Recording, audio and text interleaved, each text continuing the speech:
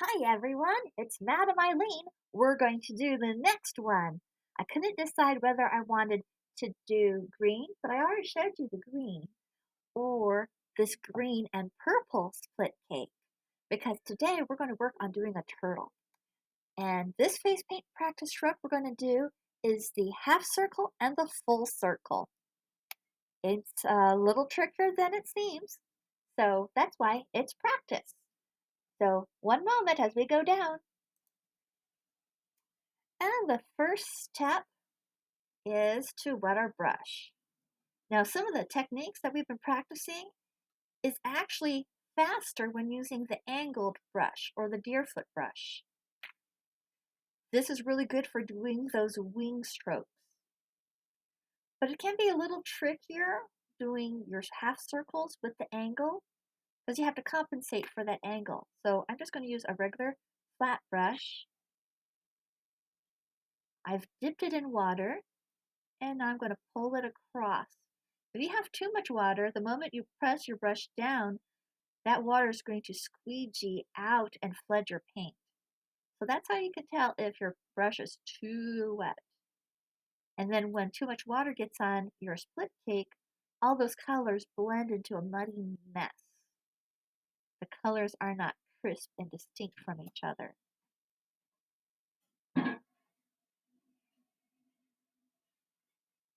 I'm pushing the brush down so the bristles go across more.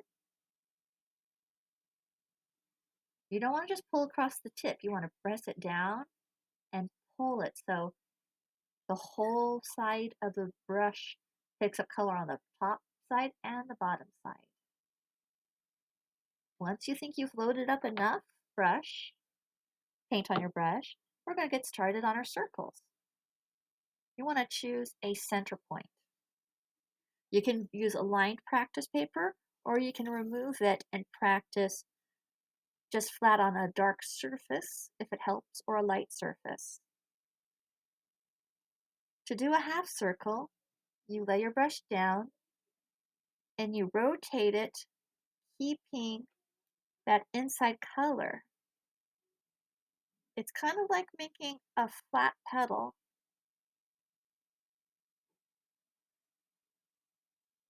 So just practice. Oop, my brush hit the camera edge. You could do 2/4 and join them, or you can practice with this flat edge and practice lifting up on the flat edge and going down on the flat edge. I keep hitting the camera. I want to raise the camera up just a little bit.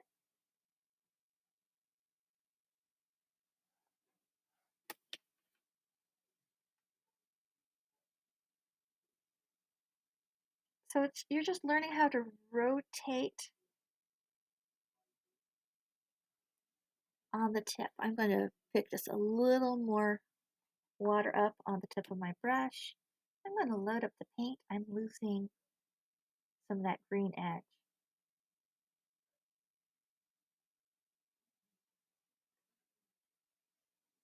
I'm going to put purple on the outside now.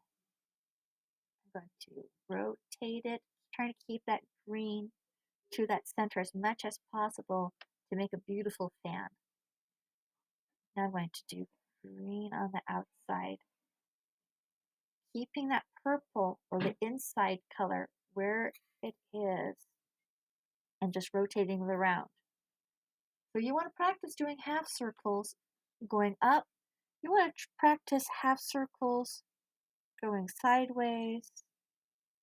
You'll find that your hand has an easier time doing it from some directions than others.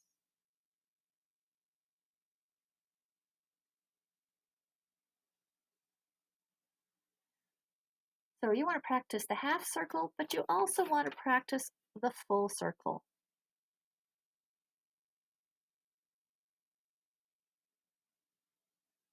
Try keeping that center where it is.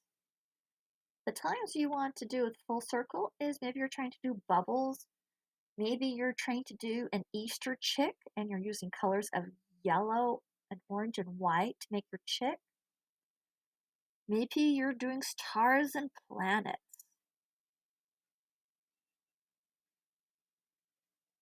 I'm blocking the camera. But as you see, I could use some practice. But all of this is practice for your hands. You're learning to manipulate the brush with your fingers and pulling in and out with the inside of your hand here. It can even affect up your arm, up your wrist, and your forearm. So it's important to do massages and finger stretches after you're done painting, or even before you start painting. Warm up that hand. You want to take care of your hands because your hands are what will allow you to do great face paint. So practice these half circles, practice these full circles. Here on the side, we're going to do green out. I'm going to do a half circle. Then I'm going to take the green and then I'm going to just circle in a dot. Put a little mark outside.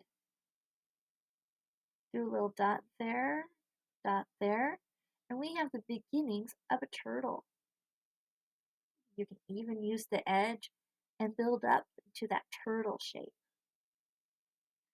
Turtle shape's kind of like a teardrop. It's sharp on one end, and then it goes up, and then it curves in. It's a very small teardrop. But I usually paint it with just the corner of my brush. And then once that's dry, I set aside my brush, and I pick up one of my liner brushes, a brush with a thin point. This is one of my brushes that I have set aside last night. I didn't wash it. I let the paint dry hard. You can see there's no bend. If I do it very hard, the bristles will bend, but not very much. I just dip it in water, start shaking it around, and the bristles start softening. You can see that those brushes are bendy again.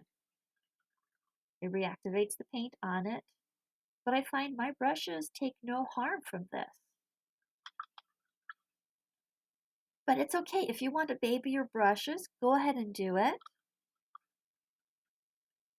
Many artists who've taken really, really expensive lessons learn how to take really good care of their brushes because their brushes are expensive. Just a little brush like this can cost $5 or more. I believe this is a size 2? 2 or 3. So anyways, I've gotten it dark. I'm going to put black on my brush. Once you have your initial shape laid down with sponge or with brush, then it's just a matter of outlining. Now, see that solid line is boring, but if I go thin to thick to thin, that's more interesting. And then I'm going to do just some lines on the inside. My turtle has little frills and ridges on the outer edge. I'm going to outline that tail, outline the feet, thin, thick, across, thin. Then we're going to do a turtle head. Turtles have a beak. The eye can be round or it can be a little curved on the bottom to suggest a cheek. And now I'm going to take white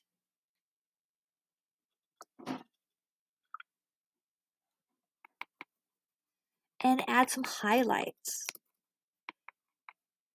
The different colors on my split cake when I make my half circle give zones of interest. Some areas will be lighter and darker than others. The shell is shiny, so in each section of the shell, I might do just a little splash of color where light might hit. I might want to even do that here on the shell edges. A little bit on the top of his head because it's shiny. And then inside his eye, there's a shine of his eye, and then there's the white of his eye. Then a little bit of shine on his beak. Maybe highlight a little cheek. even the tail, and there we go. We have a wonderful turtle. See this one? This one, we could do a little fuzzy monster. You could do circles with a wiggle. Circles with the wiggle would give you the perfect base to do little monsters or little fuzzballs. We could even just, with our lines, we can make suggestions of fur or hair spiking out. Do 3 little lines. We're off to a great beginning for a chick. If you're painting on a color, you can paint white, and while that's drying, load up your brush with a yellow or an orange. And when you paint on top of the white paint, the orange or the yellow will look more orange and yellow.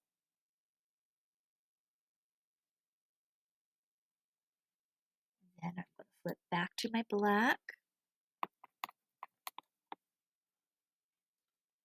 The white is still wet, so I'm going to, even though it's a perfectly circle with my split cake, I'm going to do just zigzags.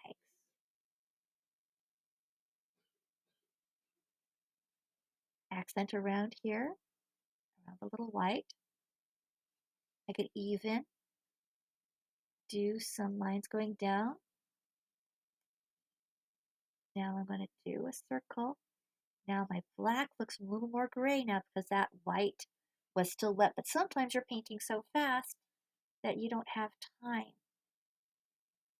I'd like to make them look girly, so I add eyelashes. And there, we got a little chick of some kind, a little exotic bird. You can trace the feet if you want to. You don't have to. This is also a good way. Maybe you're doing a baby owl. You want to emphasize the round owl eyes. So this is one reason why you should practice the circles, the half circles. It can lead to some very fun designs. But you'll also feel just that simple, you're going to feel a workout here in your hand doing these. So make sure you take a break after painting to massage, put lotion on your hands, take good care of your hands. So painting is fun. What else can you come up with? What else can we make these into? Have fun with your practice.